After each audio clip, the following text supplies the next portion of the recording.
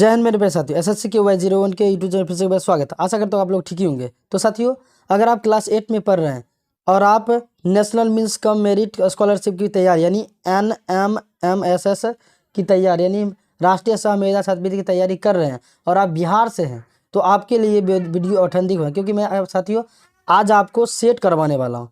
Set का most important जो आपको एग्जाम में 22 तारीख को पूछे जाएंगे। तो चलिए हम वीडियो को शुरू करते हैं, क्योंकि आपके पास समय नहीं और समय का कीमत साथियों आप बखूबी जानते होंगे। तो चलते हैं, हम वीडियो शुरू करते हैं। तो देखिए साथियों, क्वेश्चन जो है बायलिंगुअल है, यानी हिंदी में भी है और इंग्लिश में भी है। जिन छात्रों को कष्ट होता है इंग्लिश में, वो केवल हिंदी ही देखें। चलिए हम थोड़ा जूम करके आपको बताते हैं। तो देखिए 91 नंबर क्वेश्चन यानी सेट का पहला क्वेश्चन कहता है, निम्नलिखित में से निम्नलिखित फसल में से किसमें जड़ों की ग्रंथि में राइजोबियम जीवाणु पाए जाते हैं। तो देखिए इस प्रकार से क्वेश्चन आ जाए तो याद रखिएगा कि जो फलीदार पौधे होते हैं, फलीदार, उसके गांठों में राइजोबियम नामक जीवाणु पाए जाते हैं। और जितना भी दलहनी पौधे होते हैं साथियों, वो नाइट्रोजीकरण करके क्या करते हैं, प्रोटीन का निर्माण करते हैं। याद रखिए, इसलिए दालों में प्रोटीन पाए जाते हैं, मशरूम में प्रोटीन पाए जाते हैं, और सबसे ज़्यादा मशरूम में प्रोटीन पाया जाता है। आपको याद रखना है, मशरूम में 80% एवं पाया जाता है प्रोटीन, और सोयाबीन में 40% प्रोटीन पाए जाते हैं। एकदम एक्यूरेट आपको रख लेना याद। अगला देख सकते हैं, वर्षा ऋतु में बोई जाने वाली फसल कहलाती है। तो साथियों आपको रबी फसल और खरीफ फसल एकदम याद कर जाना है कि रबी फसल में कौन होते हैं और खरीफ फसल में कौन होते हैं। तो रबी फसल में आपको याद रखना है साथियों कि रबी फसल यानी जाड़े के महीना में बोया जाता है और खरीफ फसल बरसात के महीना में बोया जाता है। ठीक है, इसलिए आपको याद रखना है कि वर्षा ऋतु में खरीफ फसल बोए जाते हैं। और रबी फसल साथियों, चावल को हम खरीफ फसल कहते हैं और गेहूँ मटर को हम रबी फसल कहते हैं। एकदम याद करके जाइएगा। चलिए अगला देख सकते हैं आप लोग, कहता है यदि दो बल किसी वस्तु के विपरीत दिशा में कार्य करते हैं तो कहलाते हैं साथियों। तो देखिए जब भी दो बल विपरीत दिशा में काम करेंगे तो हमेशा याद रखिएगा कि दो बलों का अंतर होगा। ठीक है, जैसे मान लीजिए वस्तु इधर से बल लगाए तो उल्टा दिशा में लगा रहे तब इन दोनों का बल विपरीत दिशा में लगेगा। ठीक है, चलिए दो बलों का अंतर होता है। अगला है कि पत्तों या फल जमीन पर किस कारण गिरते हैं। कोई चीज़ अगर साथियों जमीन पर गिरता है उसका कारण सबसे पहला है गुरुत्वाकर्षण कारण। यहीं पृथ्वी में गुरुत्वाकर्षण बल कारण कोई चीज़ जमीन की ओर आती है। ठीक है, चलिए अगला क्वेश्चन है कि प्रति एकांक क्षेत्रफल पर कार्य करने वाले बल को क्या कहते हैं। तो साथियों दाब कहते हैं। दाब बराबर क्या होता है, यानी दाब, आपका आंसर हो जाएगा डी। दाब बराबर होता है बल बटे क्षेत्रफल। आपको याद रखना है, दाब बराबर बल बटे क्षेत्रफल। और दाब का ऐसे मात्रा होता है पास्कल। ये भी आपको एकदम ध्यान रख लेना है कि दाब का मात्रा क्या होता है। तो साथियों पास्कल होता है, पास्कल पास्कल पास्कल आपको याद करना है। अगला है मलेरिया किसके कारण होता है। तो देखिए मलेरिया जो होता है मादा एनाफिलीज मच्छर के काटने से कारण, और उसके डंक में साथियों प्लाज्मोडियम प्रोटोजोआ होते हैं। ठीक है, प्रोटोजोआ होते हैं। ऑप्शन नंबर ये आपका राइट हो जाएगा। अगला है पेनिसिलिन। पेनिसिलिन का खोज साथ अलेक्जेंडर फ्लेमिंग ने किया है, आपको एकदम याद रखना है। और ये होता है साथियों कवक के कारण से। ऑप्शन नंबर ए आपका राइट हो जाएगा। साथियों मैं फुल टू फुल आपको एक्सप्लेनेशन कर रहा हूँ, क्योंकि साथियों मेरे एक्सप्लेनेशन से ही ज़्यादातर क्वेश्चन टकराने की संभावना होता है, इसलिए आप वीडियो को शुरू से अंत तक जरूर देखिएगा। यकीन मानिए आपको 10 से 20% ज़्यादा फायदा हो जाएगा।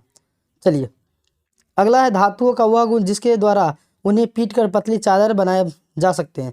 तो देखिए धातु का कौन सा गुण होते हैं जो सब पतली, तो साथियों वो होते हैं अघात वर्धनता। यानी किसी को अगर पीट कर नमार देंगे तो वो अघात वर्धनता कहलाता है, यानी नमर जाएगा, चादर बन जाएगा। और तन्यता साथियों होता है, तन्यता मतलब समझते हैं, उसको नमार जैसे 1 ग्राम सोने में लगभग 2 किलोमीटर तार आप खींच सकते हैं। चालन समझते हैं, विद्युत का चालन हो जाता है, उष्मा का चालन हो जाता है धातु में। चलिए अगला है, कहता है वह धातु जिसे चाकू से काटा जा सकता है। तो देखिए वैसा धातु का नाम बताए जो चाकू से आप काट सकते हैं। तो साथियों वो सोडियम और पोटेशियम ही है जो हम क्या कर सकते हैं, चाकू से काट सकते हैं। और सोडियम को साथियों केरोसिन तेल में रखा जाता है, मिट्टी के तेल में रखा जाता है। आपको ये भी एकदम परफेक्ट रूप से याद होना चाहिए। अगला है कीट और कीड़ों को दूर भगाने के लिए इस्तेमाल किए जाने वाले नेपथलीन बॉल प्राप्त होता है। तो याद रखिएगा नेपथलीन बॉल हमेशा साथियों तारकोल से प्राप्त किया जाता है। ठीक है, एकदम याद रखिएगा। और साथियों थोड़ा आवाज़ आ रहा है, इसको इग्नोर करिएगा। चलिए क्योंकि आपके सवाल इंपॉर्टेंट है, आवाज़ से इंपॉर्टेंट नहीं है। देखिए अगला है निम्नलिखित में से कौन सा ज्वलनशील है। तो साथियों इसमें कौन जलता है, इसको देखिए। लोहा नहीं जल सकता है साथियों, पत्थर का टुकड़ा नहीं, कांच नहीं, लेकिन कागज जल सकता है, इसलिए ज्वलनशील है। और ज्वलन ताप कभी कभी पूछा जाता है साथियों, एकदम याद रखिएगा। परिभाषा अगर आपकी हो ना तो आप इस प्रकार क्वेश्चन का छक्का उड़ा दीजिएगा। देखिए, न्यूनतम तापमान जिस पर कोई पदार्थ आग पकड़ता है उसे क्या कहते हैं? तो साथियों ज्वलन ताप कहा जाता है। ज्वलन ताप यानी साथियों ये ताप से उष्मा चैप्टर से संबंधित है। आप एक बार अगर रीडिंग दे सकते हैं तो दे दे, क्योंकि इससे एक ना कोई एक क्वेश्चन आपको देखने को मिलेगा। अगला है, निम्नलिखित में कौन सा फाइबर प्राकृतिक रूप से प्राकृतिक का बहुलक है? देखिए, बहुलक की बात किया तो आपको डरना नहीं है। रेयन देखिए ये कृत्रिम है, पॉलिस्टर कृत्रिम और पॉलीथीन भी कृत्रिम है, यानी मानव द्वारा बना है। लेकिन कपास एक प्राकृतिक बहुलक है, ठीक है, प्राकृतिक। अगला, मुर्गी का अंडा। मुर्गी का अंडा क्या है साथियों? तो याद रखिएगा, मुर्गी का अंडा एकल कोशिका है, ठीक है, मुर्गी अंडा एकल कोशिका है, एकदम आपको याद रख लेना। अगला है कि CNG कंप्रेस्ड नेचुरल गैस क्या है? तो साथियों एक ये स्वच्छ ईंधन है, स्वच्छ, इसमें कोई प्रदूषण नहीं होता है, ठीक है। अगला कहता है ताजमहल किससे प्रभावित हो रहा है? साथियों ये वायु प्रदूषण के कारण से हो रहा है, ठीक है। SO2 के कारण से ताजमहल का धीरे धीरे रंग जो पीला होते जा रहा है। अगला है लोहे पर जंग लगने से बचाने के लिए उस पर चढ़ाई जाती है साथियों ग्लैवेनाइजेशन किया, यानी जिंक की परत चढ़ाए जाते हैं, ठीक है, ताकि जल्दी जंग ना लगे। अगला है बिजली का लेपन किसके कारण से होता है? तो साथियों आपको याद रख लेना, बिजली का लेपन किसके कारण से जलता है, किसके कारण जलता है? तो बिजली के जो लैंप होते हैं वो किसके कारण जलते हैं? तो साथियों ताप प्रवाह, क्या आप आंसर दे सकते हैं? तो इसका आंसर हो जाएगा ताप प्रवाह पे जलते हैं, ठीक है, ताप प्रवाह पे जलते हैं। अब देखिए विद्युत का सुचालक है, सुचालक मतलब क्या? जिससे करंट पास हो जाए। तो साथियों क्या आप रबर से, क्या है प्लास्टिक से, कागज से पास नहीं हो सकते, लेकिन कील से, कील यानी कांटी जो है उससे विद्युत का चालन आराम से हो जाएगा। अगला है पृथ्वी का झुकना किसके लिए उत्तरदायी है? किसके लिए उत्तरदायी है साथियों? ये दिनों का परिवर्तन, ठीक है, दिन परिवर्तन घूमता है ना, तो दिन रात होते हैं, दिन में परिवर्तन होते रहता है। अगला है क्वेश्चन, आंतरिक निषेचन नहीं होता है साथियों। आंतरिक निषेचन याद रखिएगा स्तनधारी जीवों में होता है, यानी दो मेमेलिया ग्रंथि में होता है जो दूध पिलाता है, यानी मनुष्य हो गया, कुत्ता हो गया, बिल्ली हो गया, ये सभी में। लेकिन जो अंडा देता है ना उसमें आंतरिक निषेचन नहीं होता, मछली अंडे देते हैं इसलिए, व्हेल को छोड़कर। अगला देखिए, तारों की दूरी मापी जाती है साथियों। तारों की दूरी यानी दूरी का मात्रक होता है, सिंपल बात है, प्रकाश वर्ष। और दूरी का सबसे बड़ा मात्रक होता है, आपको एकदम याद रखना, पारसेक होता है, ठीक है। अब प्रकाश पृथ्वी पर कितने सेकंड पहुंचता है? ये कमेंट बॉक्स में आप लोग साथियों जरूर बताएं। सेकंड में हमने पूछा है, हमने मिनट में नहीं पूछा, सेकंड में आप बताना है तो बताइए प्लीज। देखिए सौरमंडल का सबसे बड़ा ग्रह कौन है? सौरमंडल का सबसे बड़ा ग्रह बृहस्पति है, आपको एकदम याद रखना। और सबसे हल्का ग्रह साथियों कौन है? तो ये आप कमेंट बॉक्स में बताइएगा। और बता सबसे तैरता हुआ ग्रह किसे कहा जाता है? ये भी कमेंट बॉक्स में आप जरूर बताइएगा, ठीक है, क्योंकि क्वेश्चन पूछे जा सकते हैं। देखिए वे प्रजातियां जो विलुप्त होने के कगार पर है कहलाती है। तो साथियों वो विलुप्त जो है संकटाग्रस्त प्राणी कहा जाता है, ठीक है। और इसे हम जो विलुप्त होते हैं या हो गए या कगार पर हैं उसे हम रेड डाटा बुक में नोट करते हैं, ठीक है। अगला है प्राकृतिक में अक्षय प्राकृतिक संसाधन है, यानी अक्षय जो खत्म, वो अक्षय जिसका क्षय नहीं होगा। तो साथियों क्या है, सीमित है या असीमित है, क्या है साथियों? देखिए अक्षय मतलब जो खत्म हो जाएंगे वो सीमित है, ज़्यादा नहीं है। जैसे पानी ज़्यादा नहीं, कोयला नहीं ज़्यादा है, सोना चांदी ये सब ज़्यादा नहीं है, एक दिन खत्म हो जाएगा। पेट्रोलियम पदार्थ एक दिन खत्म हो जाएगा। अगला देखिए पौधे पत्तियों में पत्ती के हरे रंग का कारण है, सिंपल बात है साथियों, क्लोरोफिल वर्णक पाए जाते हैं, यानी पर्णहरित पाए जाते हैं, इसलिए वो हरा प्रतीत होते हैं हमें। अगला देखिए प्राकृतिक सूचक है, तो प्राकृतिक सूचक है तो एक ही साथियों है हल्दी। हल्दी एक प्राकृतिक सूचक है, एकदम याद रखिएगा। अगला है सजीवों में शरीर से अवशिष्ट पदार्थों को बाहर निकालना क्या कहलाता है? उत्सर्जन कहलाता है, ठीक है, जैसे पसीना हो गया ये सब उत्सर्जन करता है। चलिए अगला है बल का मात्रक है साथियों, बल का मात्रक न्यूटन होता है या केजी मीटर प्रति सेकेंड स्क्वायर भी होता है, ठीक है, आपको ये भी ध्यान रखना है। अगला आवृत्ति को व्यक्त करते हैं साथियों, आवृत्ति को हम हर्ट्ज से व्यक्त करते हैं, आप एकदम याद रख लेगा, आवृत्ति को हम लोग हर्ट्ज से व्यक्त करते हैं, ठीक है, आवृत्ति। और ध्वनि की तीव्रता का ऐसा मात्रक होता है डेसिबल, ये भी आपको पता होना चाहिए। अगला है हवा में उच्चतम प्रतिशत में होती है, सबसे ज़्यादा हवा में क्या होती है? तो साथियों नाइट्रोजन होती है 78%, 78% हवा में नाइट्रोजन होती है और ऑक्सीजन 21%। अगला आप लोग देख सकते हैं, कहता है बेकेलाइट और मेलकाइन किनकी उदाहरण है? तो साथियों ये है थर्मोप्लास्टिक, याद रखिए ये थर्मोप्लास्टिक सेटिंग प्लास्टिक है, ठीक है। इसमें जल्दी साथियों आग नहीं लगता है लेकिन जल्दी नहीं लगता। अगला है जीवित जीवों में मूल संरचनात्मक इकाई है, तो साथियों कोशिका, जीवन की मौलिक इकाई कहा जाता है कोशिका को। अगला है डैश स्रोत पुस्तक है जो सभी लुप्तप्राय और दुर्लभ पुराने जातियों की रिकॉर्ड रखती है, तो हम आपको बताए थे, रे डाटा बुक है। चलिए, उम्मीद कर रहा हूँ अगर आपको अच्छा लग रहा है वीडियो तो वीडियो को लाइक जरूर करिएगा, और कुछ नहीं चाहिए, आपके लाइक से हमें मोटिवेशन मिलता है। अगला देखिए, विटामिन सी की कमी से कौन सी रोग होती है। साथियों जितना भी विटामिन हो, vitamin A, vitamin B, vitamin C, vitamin D, vitamin E, vitamin K, ये सभी विटामिन का साथियों रासायनिक नाम और उससे होने वाली बीमारियों को आप देख कर जाइएगा। हम कह रहे हैं साथियों, आप क्वेश्चन एक ना एक आपको देखने को मिलेगा। तो विटामिन सी कमी से होता है स्कर्विक रोग हो जाता है, ठीक है। विटामिन बी से साथियों विटामिन बी कमी से विटामिन बी बेरी होता है। विटामिन ए कमी से रतौंधी होता है, रिकेट्स। साथियों आपको याद रखना विटामिन डी के और डी, अगर साथियों विटामिन डी लेना है तो आपको धूप में खड़ा होना होगा, ठंडी के धूप में अच्छा से मिल जाए, या सुबह जो होते हैं गर्मी में सुबह वो लीजिएगा, विटामिन डी पूरा हो जाएगा। अब है साथियों, अब आ गया समाज का। देखिए कहता है बक्सर का युद्ध कब हुआ, तो साथियों बक्सर का वो 1764 में हुआ, बक्सर का युद्ध 1764 में हुआ है, ठीक है। दूसरा है पहली इंग्लिश फैक्ट्री 1661 में किस नदी किनारे। साथियों सबसे पहला 1651 में किया गया था कलकत्ता में, वो भी हुगली नदी के किनारे। चलिए अगला है शेर ए मैसूर के नाम से प्रसिद्ध है। साथियों शेर ए मैसूर के नाम से टीपू सुल्तान को जाना जाता है, ठीक है, टीपू सुल्तान का। अगला है अस्थायी बंदोबस्त 1793 में लागू किया गया था, उस समय भारत का वाइस गवर्नर कौन था, तो साथियों वो थे लॉर्ड कर्नवालिस थे, ठीक है, लॉर्ड कर्नवालिस थे, एकदम आपको याद रख लीजिए। और ये भी पूछा जा सकता है भारत का प्रथम वायसराय कौन था, आप लोग कमेंट बॉक्स में कमेंट दिए और हम आपका जवाब देने की कोशिश भरपूर करेंगे। देखिए कैलिको अधिनियम का संबंध है, तो साथियों कैलिको अधिनियम ये कपड़ा संबंधी, ऑप्शन नंबर डी आपका राइट हो जाएगा। अगला है किसके सुझाव पर 1856 में विधवा विवाह के पक्ष में कानून पारित किया गया, तो ये थे Ishwar Chandra Vidyasagar, option number D. और साथियों हम आपको सजेशन देते हैं, आप राजा राम मोहन राय और साथियों दयानंद सरस्वती के बारे में थोड़ा पढ़ के जाइएगा, उससे क्वेश्चन जरूर पूछा जा सकता है कि ब्रह्म समाज और आर्य समाज संस्थापक कौन है। अगला है कि गुलामगिरी की पुस्तक किसने लिखा, तो एकदम आपको गुलामगिरी पूछा ही जा सकता है, इसलिए आप अब एकदम देख ज्योतिबा फुले। और आप ये एक किताब और लिख, यानी एक किताब आपको और याद कर लेना है साथियों एक किताब जितना भी होते हैं जैसे गांधी जी हो गए या दीन बंधु मित्र, इनके बारे में एकदम गुलामगिरी ये सब प्रकार के क्वेश्चन एकदम पूछे जाते हैं, आपको देख लेना है, ठीक है।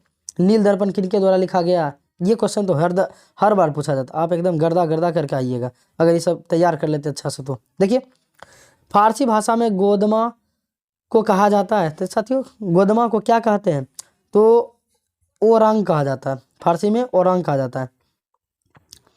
अगला है साथियों कि मध्य भारत में सतनामी आंदोलन की शुरुआत की, मतलब किसने किया, तो देखिए साथियों इसका आंसर हो जाएगा ऑप्शन नंबर ए, घासीदास ने किया, ठीक है, घासीदास। अर्धा है मृदा संरक्षण की विधि नहीं है, तो साथियों मृदा संरक्षण की विधि क्या नहीं है, तो आपको देखना है, तो इसका आंसर हो जाएगा ऑप्शन नंबर बी, अतिचारण से ज़्यादा आप घास चढ़ा दीजिएगा तो फिर सब पेड़ पौधा मर जाएंगे, तो क्या होगा साथियों। अगला है अलवणीय जल की आपूर्ति का मुख्य कारण है, तो साथियों अलवणीय जल उसमें क्या कारण है, तो नकदी फसलों की बढ़ती मांग क्या है साथियों, तो इसका आंसर हो जाएगा ऑप्शन नंबर डी, सभी है, सभी बढ़ती जनसंख्या, नकदी फसलों की मांग, बढ़ती नगरीकरण, सभी ऑप्शन आपका राइट हो जाएगा। अगला है विश्व की वनस्पति के प्रमुख प्रकार को वर्गों में बांटा गया, तो साथियों 2 प्रकार के वर्गों में बांटा गया है, 2 प्रकार का, ऑप्शन नंबर ए आपका राइट हो जाएगा। धात्विक खनिज का उदाहरण नहीं है, तो साथियों धात्विक मतलब जिससे करंट पास हो सके, तो देखियो नहीं है बोला, जिप्सम नहीं है साथियों, जिप्सम से आप वो पट्टी नहीं करवाते जब हाथ टूट जाता है तो। उसके बाद चूना पत्थर भी, उसके बाद देखिए अभ्रक से तो जानवे करते विद्युत का चालक होता है, लेकिन मैग्नीज यहाँ पे एक मैग्नीज एक क्या है धातु है, अभ्रक धातु नहीं है लेकिन विद्युत का कुचालक है, कुचालक है। अगला विश्व का प्रथम जल विद्युत उत्पादन करने वाला देश कौन था, तो साथियों ये थे यूएस यानी अमेरिका एकदम याद रखिएगा, और अमेरिका से ही साथियों मौलिक अधिकार लिया गया था, यहो बात याद रखिएगा। देखिए अगला निम्न में से किस रंग का हीरा दुर्लभ दुर्लभ हीरा कहा जाता है। साथियों हरा रंग के हीरा को दुर्लभ हीरा कहा जाता है। अगला है परमाणु उद्गतगिरी ऊर्जागिरी। साथियों परमाणु ऊर्जागिरी कैगा, कैगा कहाँ है तो याद रखना कैगा कर्नाटक में, कैगा कर्नाटक में, आपको एकदम याद कर लेना है। भारत का मैनचेस्टर किसे कहा जाता है, आपको ये भी याद रखना है, अहमदाबाद को कहा जाता है। भारत का मैनचेस्टर अहमदाबाद को कहा जाता है, ठीक है, एकदम याद रखिएगा। अगला आप लोग देख सकते हैं बीटी कल्चर का संबंध किससे है। साथियों बीटी कल्चर से संबंध अंगूर उत्पादन से है और सेरीकल्चर रेशम से है, ठीक है, आपको एकदम याद रखना है। कहता है अगला देखिए, भारतीय संविधान का जनक कहा जाता है। साथियों भीमराव अंबेडकर को कहा जाता है, ठीक है, भीमराव अंबेडकर का सबसे ज़्यादा, और प्रारूप समिति का अध्यक्ष भी भीमराव अंबेडकर ही थे, आपको याद रखना है।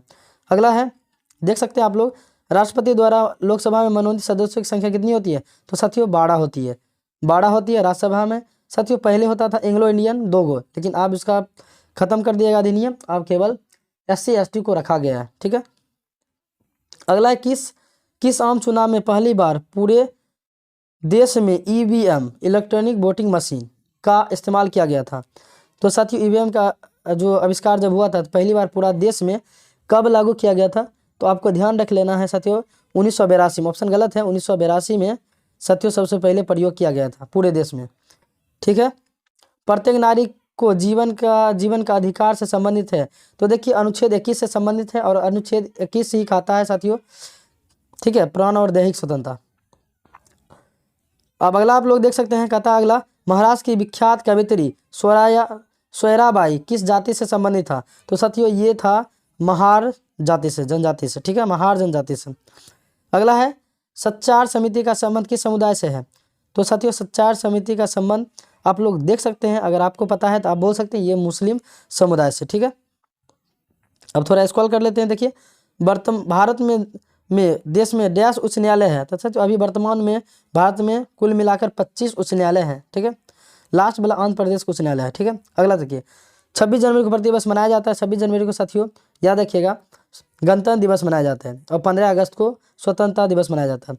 आप लोग कमेंट में बताइएगा कि संविधान कब लागू किया गया था, तारीख के साथ, डेट के साथ। अगला देखिए भारतीय संसद का अंग नहीं है तो आपको याद रखना है, देखिए अनुच्छेद 79 कहता है कि संसद के 3 अंग हैं, एक लोकसभा, राज्यसभा और एक राष्ट्रपति, ठीक है, लोकसभा, राज्यसभा और राष्ट्रपति संसद के 3 अंग है, लेकिन केवल सदन 2 है, राज्यसभा और लोकसभा। राज्यसभा को उच्च सदन कहा जाता है, ठीक है, और लोकसभा को निम्न सदन कहा जाता है, इसलिए इसका आंसर हो जाएगा ऑप्शन नंबर साथियों ए, प्रधानमंत्री अंग नहीं है, प्रधानमंत्री साथियों अंग नहीं है। चलिए अगला है राज्यों के साथ संधि करने वाला पहला राज्य कौन था तो साथियों ये है अंग्रेजों के साथ जो संधि करने वाला राज्य था भरतपुर था, एकदम याद कर लीजिएगा। अगला है 1897 क्रांति के समय राजस्थान में सैनिक छावनी डैश थी तो राजस्थान में कुल 6 सैनिक छावनी थी, एकदम याद कर लीजिएगा साथियों, एकदम याद कर लीजिएगा, 6 था। अब देखिए एकीकरण के पूर्व राजस्थान का एकमात्र केंद्रशासित प्रदेश था तो देखिए आप देख सकते हैं आप लोग, इसका आंसर हो जाएगा ऑप्शन नंबर साथियों डी, ये थी अजमेर मेरवाड़, ठीक है।